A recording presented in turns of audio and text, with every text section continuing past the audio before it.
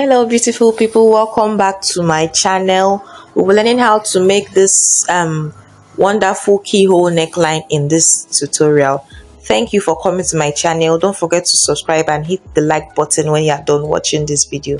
Stay tuned and let's move to the cutting table. So I've gone ahead to get my front and my back block, as you can see me do. I've slanted by 1 inch.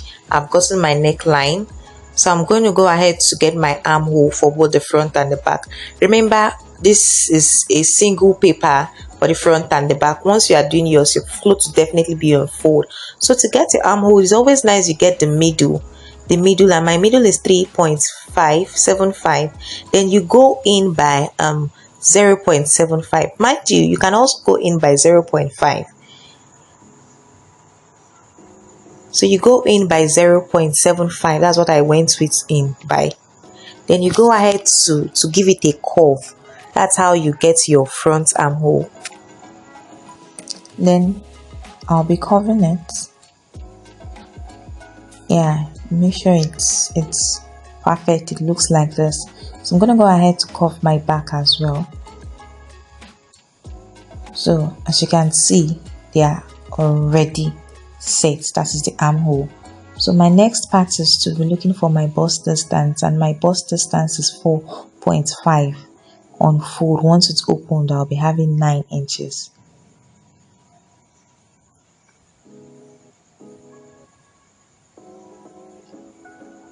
So you'll be using your marker or your pencil to get a straight line, as you can see me do.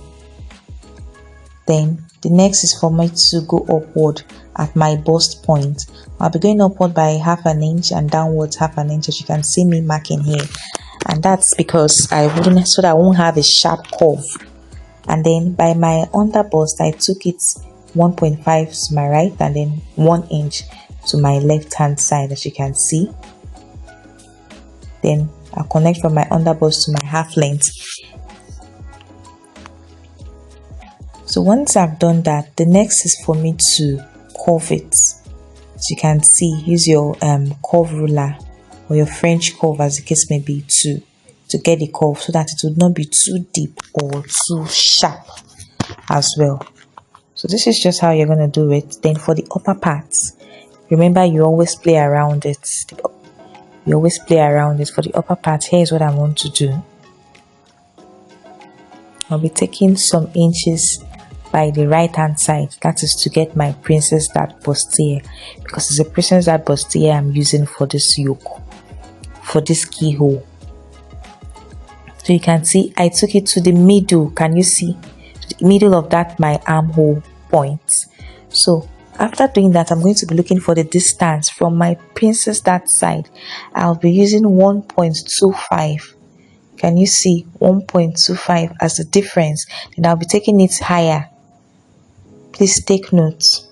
About that armhole region is about 2 inches. Remember, because it's a yoke, I don't need that part. This is the part I need. 1.25.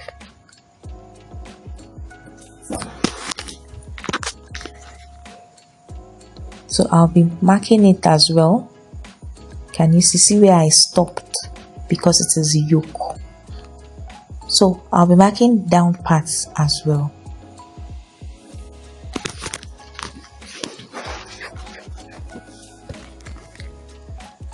So after doing that, I'm just going to go ahead to pick my bust dart, and I use 2 inches as my bust dart difference.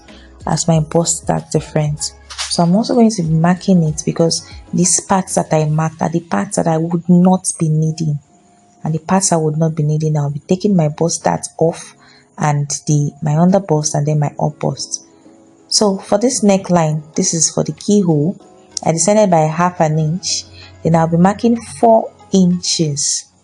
Can you see? 4 inches. Please, 4 inches. If you do not want it too wide, 4 inches. Then for the neck, the difference between the neck, that is the middle, I want 3 inches. So I'm giving it 3 inches for that distance, as you can see.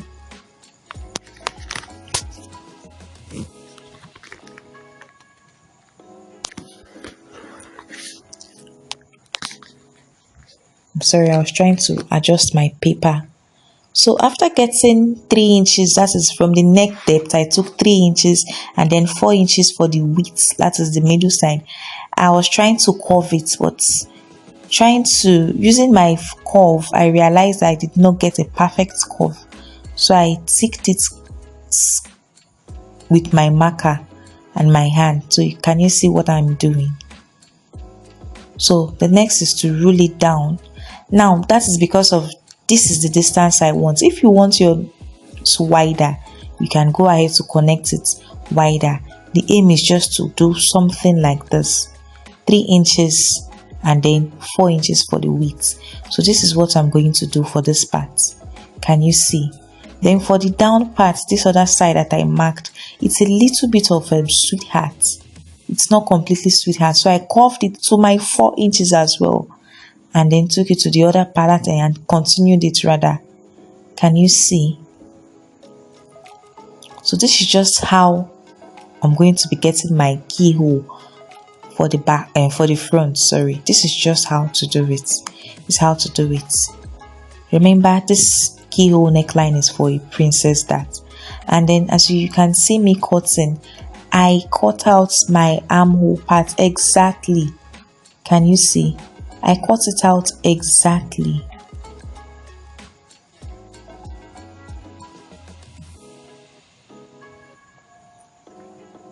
So I'm just going to continue now by cutting out the excesses, cutting out the paper. Mind you, this client is a plus size client, so I didn't add any single allowance to this paper. I did not add any single allowance to the paper. So while I want to transfer it to my fabric, I'll be adding my allowance at the back, at the sides, and then to join the nipple points, the bust region as well. So that is what I'll be doing. Please take note of this, my cutting. Can you see?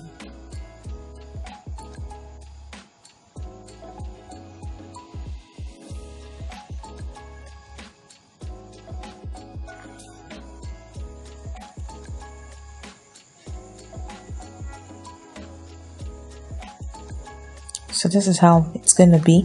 If you want your neck wider, you work towards that as well. As in you make it wider than 3 by 3 inches.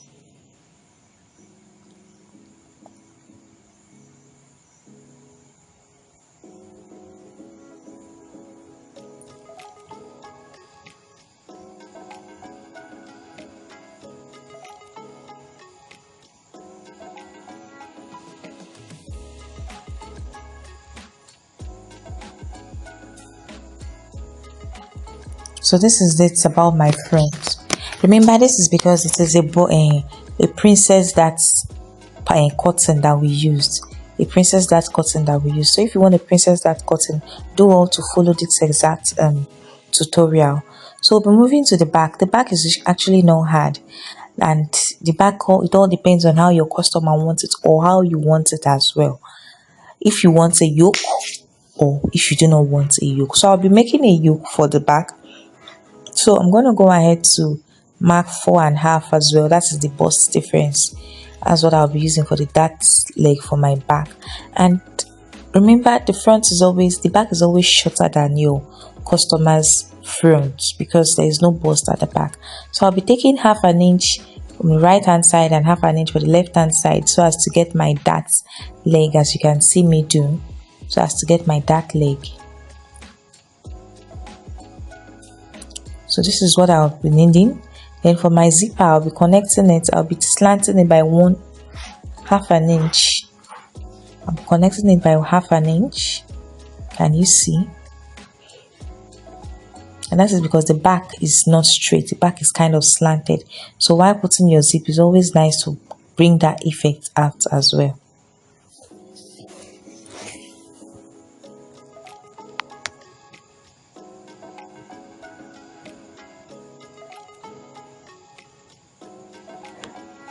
So like I said earlier, it all depends on how you want to play around your neckline that determines what you'll be doing. So I just want to slant it like from my dart leg to the outer part. That is just what I want to do for my back, and that is it. Can you see? So because this is the effect I want, I just decided to do it this way. So I added extra 1 inch because of the button side, but it's going to be lapped on that button region.